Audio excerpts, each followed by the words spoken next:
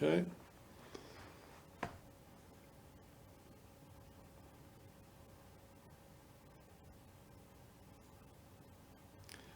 Hello, my name is Richard Marshall. I'm president of the Siskiyou County Water Users Association. And we're here today to do the third part in our series that we had described earlier in the overview section regarding the removal of the Klamath Dams. Our organization is opposed to removal of the Klamath Dams for very good reasons, reasons which have not always been clearly explained by others, and in fact have been obfuscated by those who would remove the dams with misinformation and half-truths. We're here to dispel some of those. And today, Rex, who's a longtime resident of the Klamath River, just south of the Iron Gate Dam, including his family going back generations, I'll let him explain that. Rex, why don't we start off, just tell the audience a little bit about yourself and your family connections and why this issue is important to you. Hi, Richard. Thanks so much. I appreciate it. Yeah, we live on the Klamath River, directly below where Iron Gate now exists, before and after. I actually experienced the water conditions in the Klamath before it was there.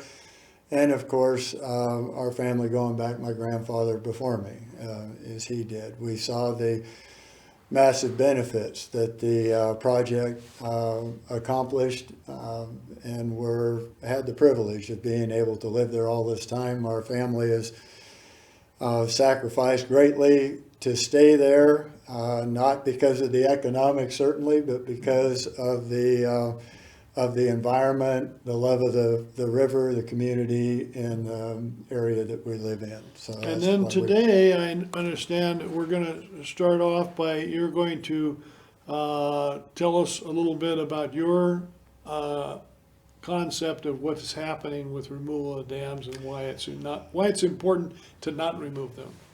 I really appreciate the opportunity, and to try and hit most of the points, I apologize to the audience. I would like to read the basic ones just to get through them. I'm not very adept at this, so any questions I'm happy to answer after the fact. But this will give an idea, kind of a synopsis of where we are in the process at this time. So unlike any of the special interest signatories agreeing to impose the Klamath project destruction and regional devastation, we are 4 generations living on, in, and with the Klamath we love at the described focal point of dams impacts, before and after. I am personally in the water over 50 times a year for well over 60 years, as my grandfather before me.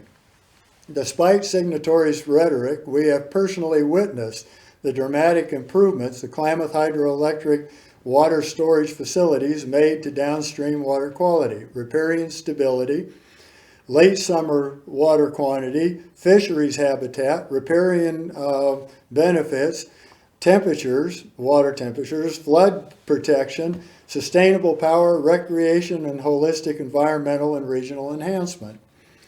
Historical documentation, experience, recent experiments, site-specific data, and current empirical studies all directly refute the claims of profiting special interest, KHSA, KRRC, project destruction proponents. 20 years of oppression sacrificing thousands of regional homes and futures and $500 million taxpayer dollars have resulted in 0 attributable increase to the only 2 targeted species. Over 10 years of Upper Klamath Lake raised to unnatural levels resulted in an 86% reduction of resident suckers. We now know naturally occurring Upper Klamath Lake phosphorus with no additional contributions will drive downstream algae and biomass conditions for the foreseeable future. We now know total Upper Klamath Lake algae production has remained essentially unchanged for many hundreds of years. Upper Klamath Lake core studies prove Klamath project actually improved historic downstream water quality. Archaeological studies now prove anadromous salmon were never indigenous in numbers in the upper basin for at least 8,000 years. Statistical area salmon returns reveal no significant impact to salmon numbers from COPCO being in place for over 100 years. A major increase in area salmon returns after the addition of Iron Gate 60 years ago, and an even greater return of area salmon during the recent coastal so-called salmon collapse illogically attributed to the dams. Data confirm hydroelectric facilities naturally, cost-effectively, and significantly improve water quality, sequester the nutrients, increase manageable water volume, create hatchery production, delay transport of contaminants, and provide protective habitat for upstream endangered and beneficial species. New knowledge of microcystis reveal reservoirs decrease the potential toxin production and reduce toxin delivery downstream through the breakdown of microcystin in the only natural environment such breakdown is now known to occur, deep water lakes, the very ones targeted for destruction. Without the deep water lakes, the shallow upper Klamath Lake naturally endemic nutrients and biomass will be delivered downstream during the lowest flows, highest temperatures, and period of greatest environmental impact, increasing downstream toxin production and direct cellular ingestion of in-stream microcystis. Now evidence far more potentially detrimental to the food chain and human safety. Recent sentinel fish exposures, polychaete surveys, and Ceratomyxa shasta disease genotype research now shows there is far more disease potential at Keno and Williamson rivers upstream than exists below Iron Gate. Experiments resulting in up to 100% mortality of upper Klamath Basin exposed salmon without the current presence of the most lethal disease genotype, and considering that a single infected salmon forced into a historically incompatible habitat can release over 2 billion spores into the downstream river, Project Destruction will deliver the third genotype upstream of disease as far as funding will allow, compounding disease downstream throughout the entire river.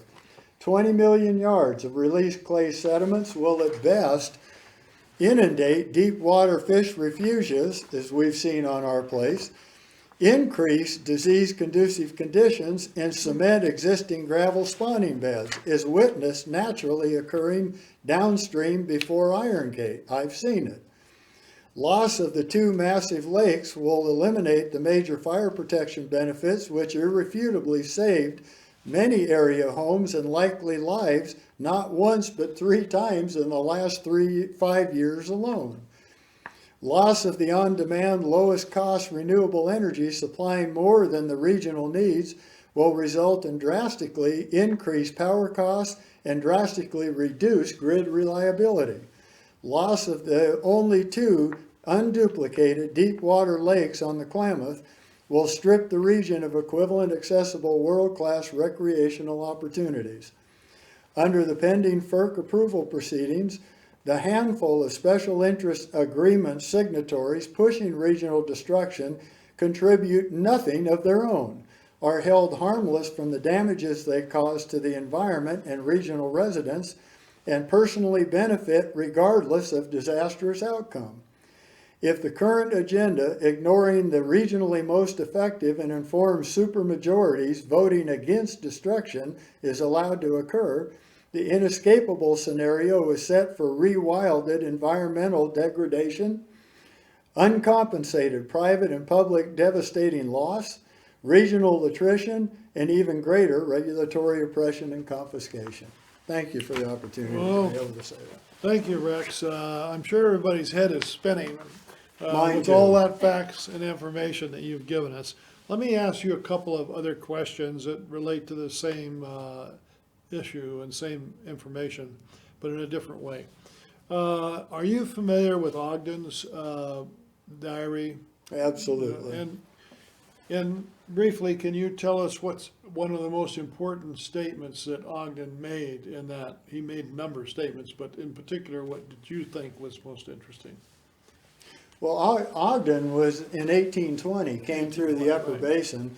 And One of the first white men to come through correct. the area. The yeah. first documented Right, occurrence of that, in right. fact. And when he came through, he was told by the tribes at the time, who were starving, by the way. They were having a very difficult year, but they bought a number of dogs off of some of the tribal members up there at the time in order to eat, because they were all starving as well. When they came down the Klamath, actually when they reached what was called Big Bend at the time, they were told by the Indians themselves that was the highest place, that salmon were never known to get above, anadromous salmon, up above that reach. And that location, Big Bend, is just Where- easterly of Ward's Canyon, isn't it? Just It's further actually straight. within the project Right, reach, which is right. one of the reasons why, when they put COPCO there, they did extensive assessment and investigation, including by Fish and what became Fish and Game later.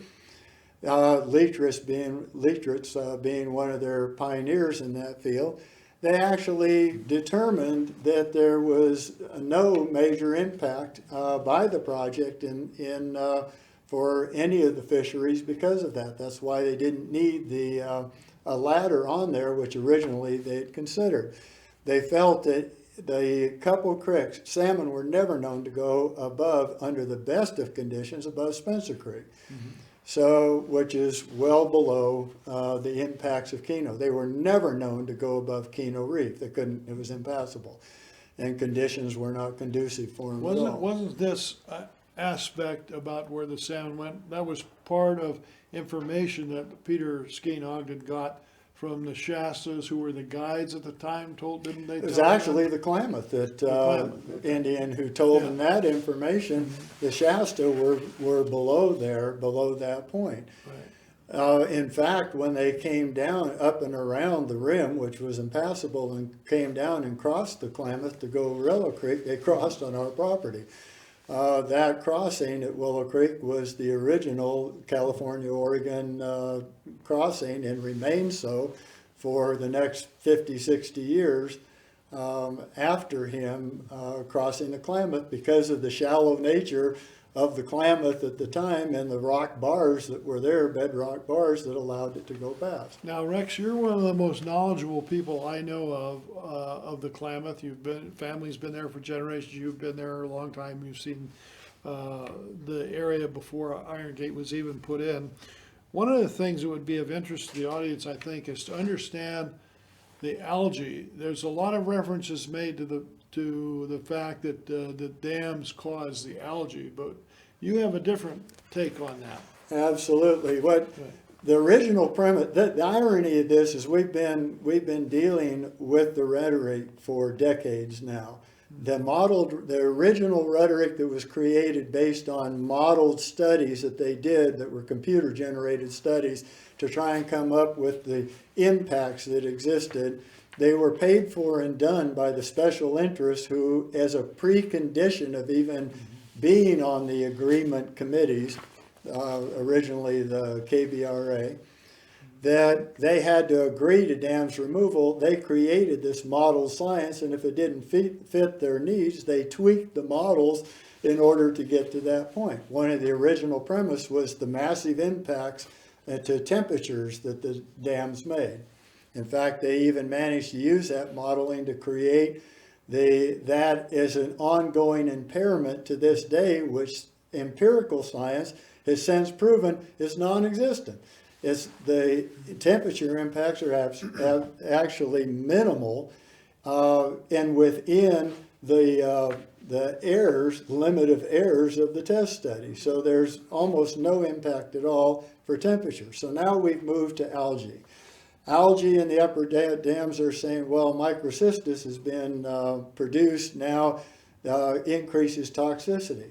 The fact is, with recent research done on the lifespan and characteristics of biology of Microcystis aeruginosa, that the high light levels, high temperature levels, actually on the surface where it prefers to live actually reduces the amount of potential toxicity microcystin produced intercellular.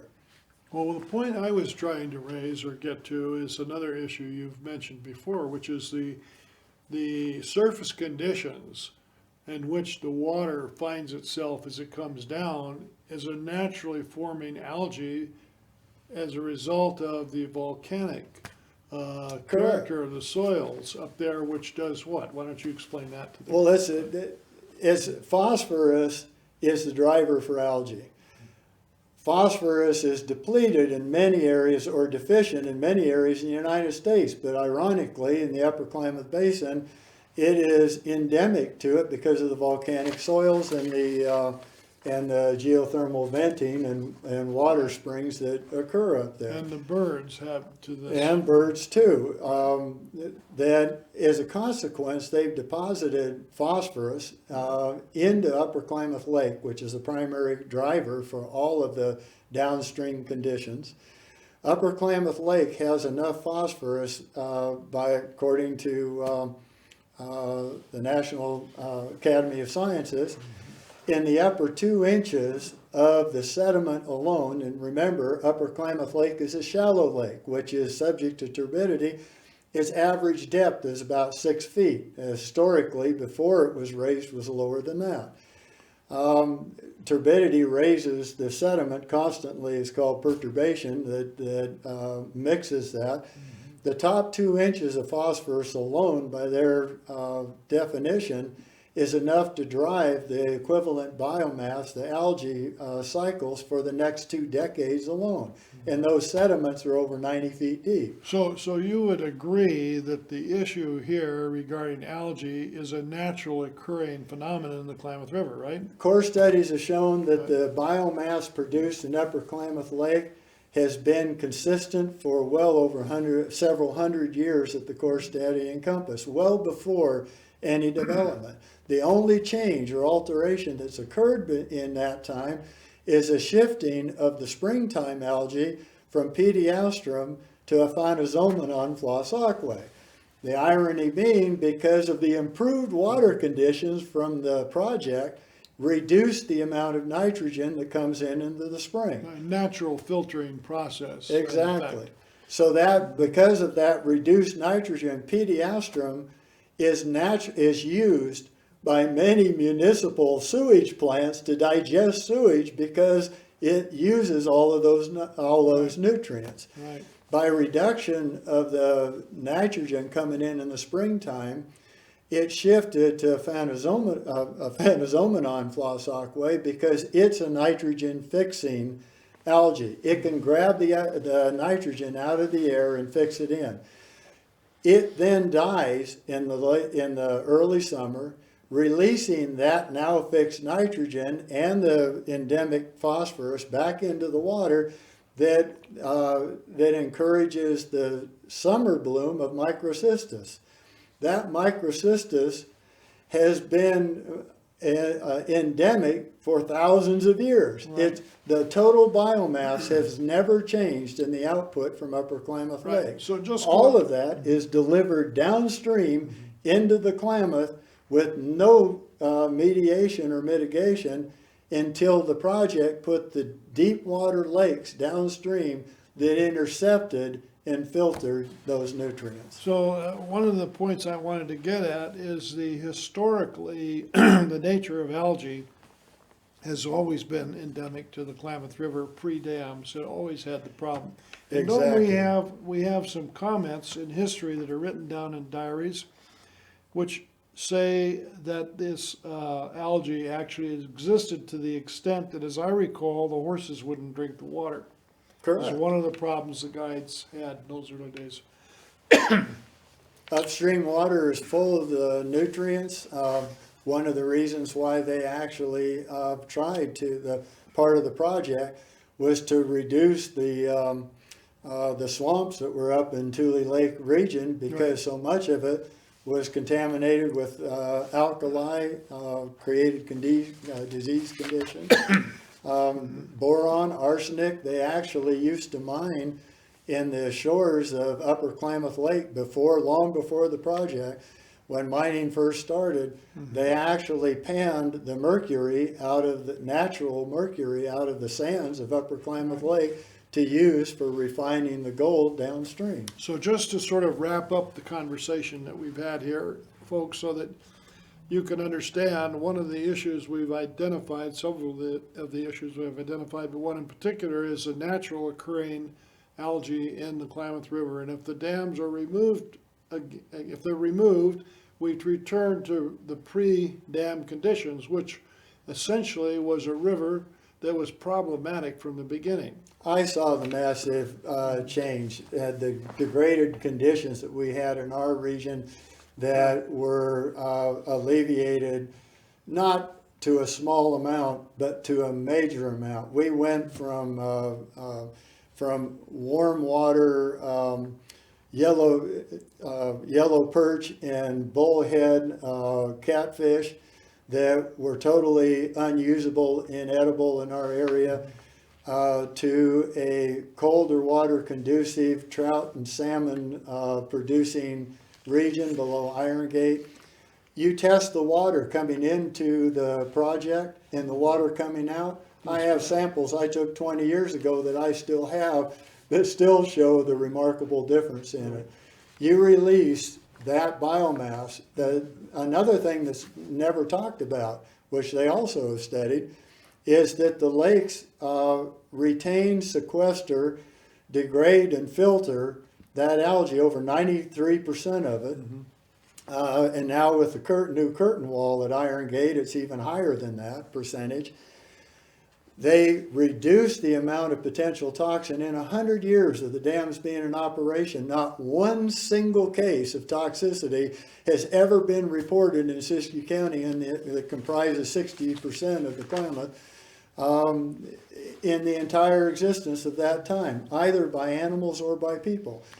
It's those conditions that protect from the toxicity. They now know that Microcystis has the ability in stream to actually outcompete other algae and create greater tendency for toxicity production, microcystin intercellular production, in stream, which has now been proven over the last empirical studies they've done by outbreaks 120 miles downstream in the Klamath of Microcystis, that with the improvements that the project has created because of the nutrients there. Once the dams come out, all of those increased nutrients come down, and the seeding for Microcystis come down the Klamath to compound issues all the way down. So just to sort of conclude this episode here, I think that the audience has had quite a trek through the scientific information you've taken us through, and the sort of final analysis of it would be that removing the dams is not only not a good idea, it's a bad idea. It ultimately will result in returning the Klamath to a problematic river, which it was previously. I haven't even begun to touch on many of the impacts because the project retains the waters and those nutrient biomass releases for up to 2 months in the late summer. It actually keeps that potential toxicity, that potential algae formation and disease potential out of the Klamath during the lowest water, the warmest temperatures, at critical time coinciding with the salmon migrations in the fall. Delays it until after the outside temperatures have reduced, the water temperature reduced in November and December, so that where it has very little impact. The flood protection that they say doesn't exist, I've seen it. We have a sign still on the property where it warned the public because the road every year in the springtime during the melt inundated the road on our property that people couldn't get up past, and it would flash flood through there. Yeah. We've never had that circumstance occur since the project in Iron Gate has been in place. Right. All of these conditions and more, they know the disease conditions in Upper Klamath Basin are already there. The polycate that holds the disease is already there. They release that, as I said in here, it's going to compound disease conditions all the way down. So we have to wrap this up now, Rex. So, I get carried away. so I just would like the audience to know that we at Water Users are privileged to have Rex as part of our team. He's the most knowledgeable person we know about the river and the scientific processes that are resulting from the river connection. And he is also living history through his grandfather and father before him. And we know others who can also attest to this fact, that the river was a problematic river prior to the dams, and the dams have at least given this river some semblance of control, and with proper operation by BOR of the release of waters has resulted in a cleaner and better river than what we had before. And we never even touched on the hatchery production. And we didn't touch on that, but we'll cover that in another segment. So I thank you again for joining with us today, and I thank Rex for being with us and covering this. Thank you very much, folks. Thank you. Okay. Yay.